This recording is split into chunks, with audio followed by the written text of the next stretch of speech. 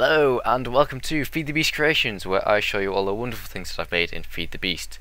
Today we are going to be looking at this much improved biofuel setup, as the one over there really does suck quite a lot.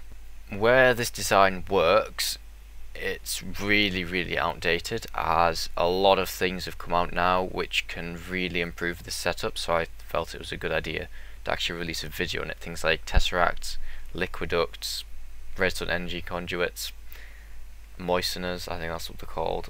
So yeah, I just thought let's just make a video showing a much better setup. This power plant is split into 6 sections, each of them doing a specific job. Almost all of the sections rely on each other to run. The water and bone meal productions, however, are fundamental. This means that they don't need the others to run, but everything else requires them. Having lots of water is vital for biofuel production and usage, as it's needed for a lot of the machines which are used in the production of it to run, and it's also needed to keep the engines cool. Here you can see the extremely simple, compact way of producing water.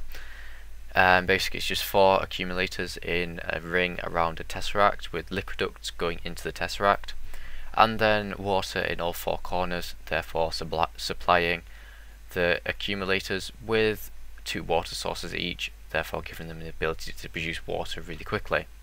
I've then just done this 4 times upwards and then mirrored it on the other side. This gives you a total of 32 aqueous accumulators. The other fundamental item needed for this is bone meal, and I've produced this with 2 tier 5 skeleton spawners. You do need an awful lot of bone meal, to be honest. This trap or farm essentially uses the same pickup system as all of the others. It does really. It's just transposers on a redstone clock timer, and then the items are picked up and sent down here. Once they've got here, the arrows are sorted off, and also any other items that may get picked up are just deleted, and the bones are sent to the automatic crafting grid. And then the real bottleneck on bone meal production is taking the bone meal out of the auto crafting table. So what I've done here is put combustion engines in. To begin with, I tried using just redstone engines and a gate, but even having 5 things pulling out at once, it really wasn't quick enough. But these engines and electrical engines, which are the other things I tried, can pull out multiple items at a time. So I just had to try them, and I just ended up using combustion engines because this is the runoff of everything being produced in this farm anyway. Once the bone meal's been produced, it will end up here in my updated extreme auto grower, and this is a lot more efficient. It's 8 times quicker at producing wheat, which is slightly insane. 3 things happen within the space of about 0.4 seconds. And these are planting the seeds, bone mealing the seeds, and then harvesting the wheat. This is all run off this timer here, which is on an interval of 0.2 seconds, and then delays are added so all of the red power items, deployers and block breakers go off at the same time, or at the right time.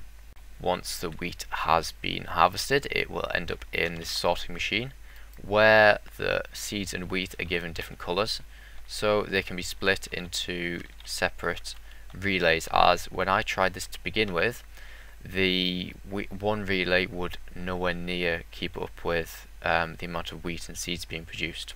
So this little thing here just makes sure that all of the produce is sent into the correct place and none is left behind. Once the wheat and the seeds end up here, the wheat is split off via this diamond pipe into this tesseract, which is the general tesseract for wheat, and the seeds then just end up going back to the deployers, and excess wheat and also bone meal, or excess seeds and bone meal, are sent into this relay and incinerated. These devices, the moisteners, only require cobblestone, water and wheat. Now we've already talked about how we will produce the wheat and the water, but the cobblestone is simply just supplied by igneous extruders on the top. These machines don't require any energy to run, they only require a darkness level.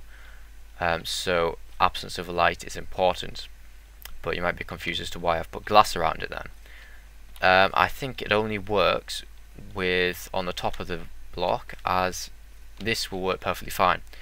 So when these igneous extruders are actually producing cobblestone, they will stop working as these igneous extruders light up the area. So it's a weird glitch there, and it might get patched in the future, I don't know. Here you can see the mulch is being pulled out of the moistener by an, I'm not going to even attempt to say the gate name, but it's just called a gate. It's pulled out and then it ends up in the tesseract over there. Any cobblestone, mossy cobblestone, which is a byproduct of these machines, which is produced, is sent up into the void pipe and deleted because you don't need it. The next step is actually producing the biofuel and biomass. Well, first the biomass. So the biomass is produced via fermenters, and as you can see, all of the stuff here, the water, the wheat and the mulch, which we talked about, is being added to these fermenters, and also then biomass is being produced. The biomass is then pumped out of the fermenters into these stills. I think the ideal ratio of stills to fermenters is about 4.5 stills to 1 fermenter, although this can probably be increased slightly more. But basically what stills do is turn biomass into biofuel, which is a more efficient fuel and will give you more energy overall. The still and the fermenter will require energy to run, so you will need to input some form of energy, MJ energy, into the system before it starts up. The next thing is, the fun part is actually producing the energy. So what I've done is simply hook up tesseracts and liquiducts to all of the engines. At the top, each engine is supplied by water and biofuel on one side, and this means all of them get supplied properly. All of the engines also require a redstone signal to work, so what I've done is just run up a jacketed wire all the way up, and that's then controlled by this lever down here. In total there is 100 engines here, and that produces 500 MJ per tick. Obviously, because this is currently at saturation point, that means that this will support more than 100 engines, and you're perfectly welcome to add more to it, but personally I like having all of the pipes filled up with biofuel.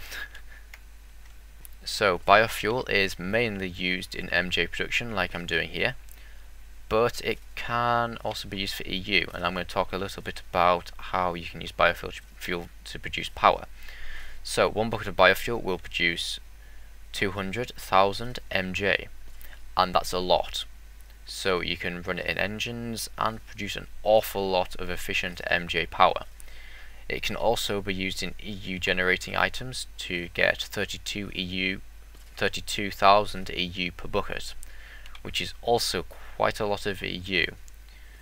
But there is also a way to convert MJ power into EU power at a rate of 1:1, and I think that involves producing lava. I might look into that in the future, but basically that means you can get 200,000 EU from one bucket of biofuel. So you could actually set up a system which produces biofuel, MJ power and also EU power from biofuel. So I really quite like biofuel actually. So that wraps up the episode, guys. As always, the world download is in the description, and if you have anything to say about this video, design, creation, whatever you want to call it, please put it in the comments. And yes, so thanks for watching, guys, take care, see you next time.